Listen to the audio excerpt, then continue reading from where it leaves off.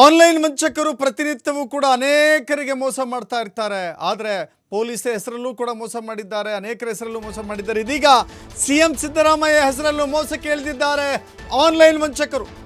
ಮುಖ್ಯಮಂತ್ರಿಗಳ ಹೆಸರಿನಲ್ಲಿಯೇ ಮೋಸದ ಜಾಲವನ್ನು ಹೆಣೆದಿದ್ದಾರೆ ವಂಚಕರು. ಸಿದ್ದರಾಮಯ್ಯ ಅವರ ಫೋಟೋ ನೋಡಿ ಯಾಮಾರಿದ್ರೆ ನಿಮ್ಮ ಹಣ ಇದ್ದಕ್ಕಿದ್ದ ಹಾಗೆಯೇ ಖಾಲಿಯಾಗುತ್ತೆ. ಆನ್ಲೈನ್ನಲ್ಲಿ ಬರುವಂಥ ಮಾಹಿತಿಯನ್ನು, ಲಿಂಕ್ಗಳನ್ನು ಕ್ಲಿಕ್ ಮಾಡಿದ್ರೆ ಖಂಡಿತ ನೀವು ಬಹಳ ಮೋಸಕ್ಕೆ ಒಳಗಾಗ್ತೀರಿ. ಲಿಂಕ್ ಕ್ಲಿಕ್ ಮಾಡುವ ಮುನ್ನ ಬಹಳ ಎಚ್ಚರಿಕೆಯನ್ನು ವಹಿಸಬೇಕಾಗತ್ತೆ. ಜಸ್ಟ್ ಒಂದು ಕ್ಲಿಕ್ ಮಾಡಿದರೆ ನಿಮ್ಮೆಲ್ಲ ಹಣ ಹೋಗುತ್ತೆ, ಡೇಟಾ ಹೋಗುತ್ತೆ. ಹೊಸ ವರ್ಷದ ಹೆಸರಿನಲ್ಲಿ ಸಿಎಂ ಹೆಸರಿನಲ್ಲಿ ಆಫರ್ ನೀಡಿದ್ದಾರೆ ಆನ್ಲೈನ್ ವಂಚಕರು.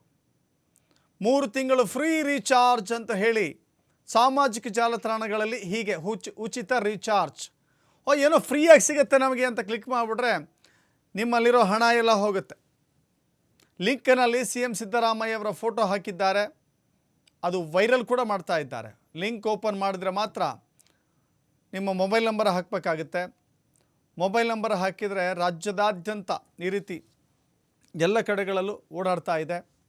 ಮೊಬೈಲ್ ನಂಬರ್ ಹಾಕಿ ನಿಮ್ಮ ಡೇಟಾ ಎಲ್ಲ ಆಕ್ಸೆಸ್ ಮಾಡಿಕೊಂಡು ಆನಂತರದಲ್ಲಿ ನಿಮ್ಮನ್ನು ಕಳ್ಳತನಕ್ಕೆ ಬಳಸ್ಕೊಳ್ತಾರೆ. ಹುಷಾರಾಗಿರಿ. ಈಗಾಗಲೇ ಅನೇಕರು ಇಂಥ ವಂಚನೆಗೆ ಒಳಗಾಗಿದ್ದಾರೆ. ಈಗಲಾದರೂ ಕೂಡ ಎಚ್ಚರಿಕೆಯನ್ನು ವಹಿಸಬೇಕಾಗತ್ತೆ.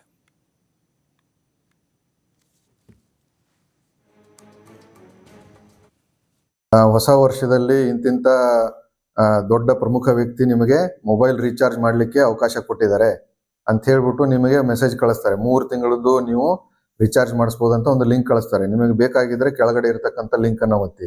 ಆ ಲಿಂಕ್ ಅನ್ನು ಒತ್ತಿದ ಮೇಲೆ ನಿಮಗೊಂದು ಪೇಜ್ ಓಪನ್ ಆಗ್ತದೆ. ಆ ಪೇಜ್ ನಲ್ಲಿ ನಿಮ್ಮ ಸಂಖ್ಯೆ ಒತ್ತಿ ನೀವು ಅದನ್ನ ಸೆಂಡ್ ಮಾಡಿ ಅಂತ ಕೇಳ್ತಾರೆ.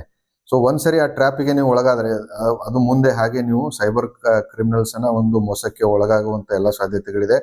ನೀವು ಅದಕ್ಕೆ ಒಂದು ವಿಷಯವನ್ನ ತಲೆ ಇಟ್ಕೊಳ್ಳಿ, ಯಾರು ಕೂಡ ಯಾವುದನ್ನು ಫ್ರೀಯಾಗಿ ಕೊಡೋದಿಲ್ಲ. ಆಸೆ ಆಮಿಷಕ್ಕೆ ಒಳಗಾಗ ಹೋಗಬೇಡಿ, ನಿಮ್ಮನ್ನು ನೀವು ರಕ್ಷಿಸ್ಕೊಳ್ಳಿ.